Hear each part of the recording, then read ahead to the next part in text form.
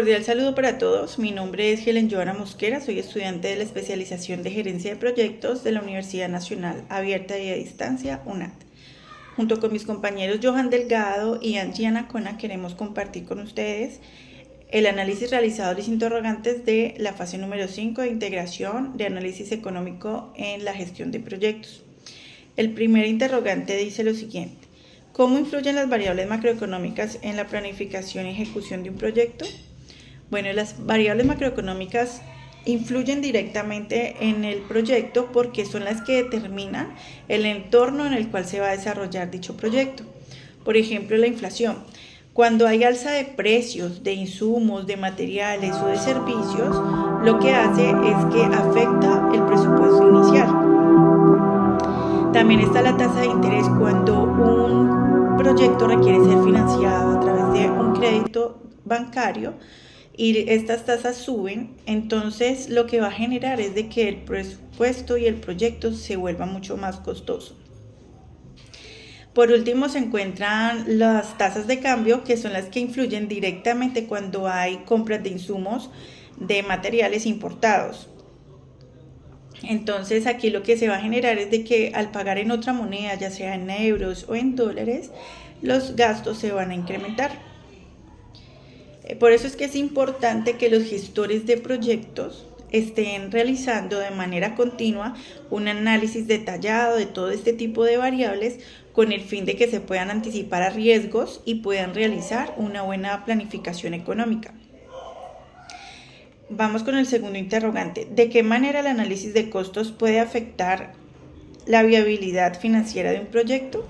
Bueno, el análisis de costos es muy importante porque desde allí es donde se permite establecer cuál es el valor del presupuesto, con cuánto dinero se debe contar para poder ejecutar un proyecto. Cuando los costos se subestiman, es decir, de que se calculan por debajo del precio normal, del precio real, lo que va a hacer es que se generen imprevistos o sobrecostos que afecten la viabilidad financiera del proyecto.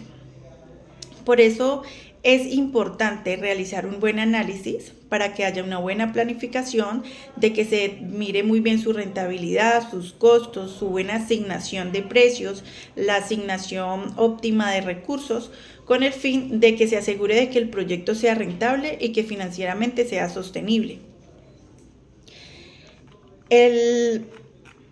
La lección aprendida que brinda el análisis económico es de que es una herramienta muy importante para entender cuál es la realidad de un proyecto, ¿sí?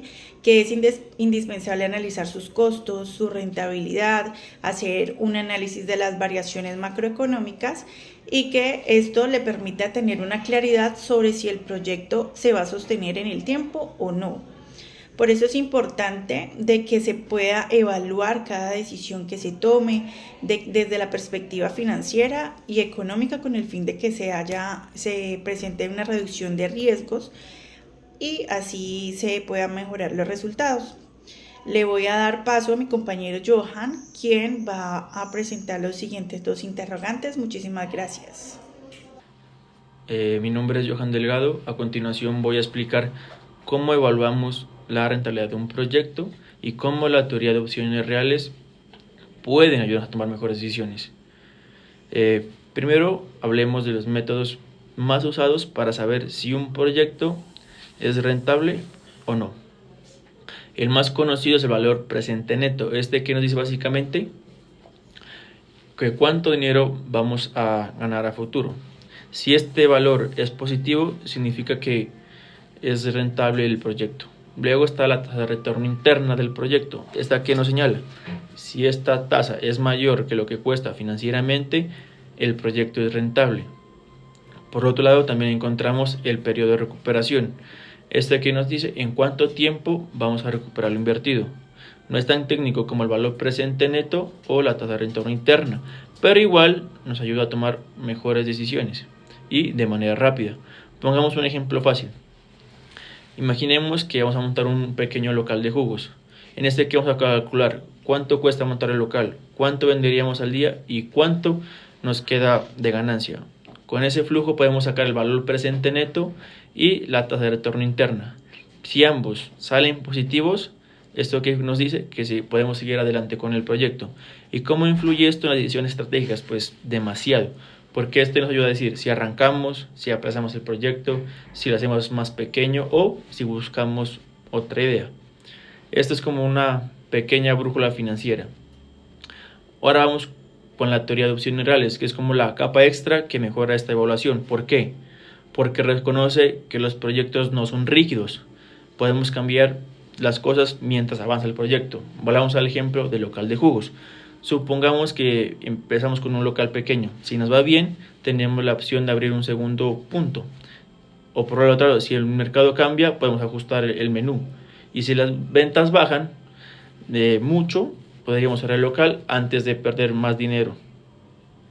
La teoría de opciones reales le dan un valor a la flexibilidad. En vez de ver el proyecto que es táctico, lo podemos como vivirlo en vivo. Podemos expandirlo, reducirlo, aplazarlo o abandonarlo, según cómo evolucione el mercado. Esto funciona mejor cuando hay mucha incertidumbre. Por ejemplo, cuando los precios cambian, cuando no sabemos cómo reaccionarían los clientes o cuando la inversión es grande y reversible en partes. Ahí las opciones reales dan una visión pero más completa y realista.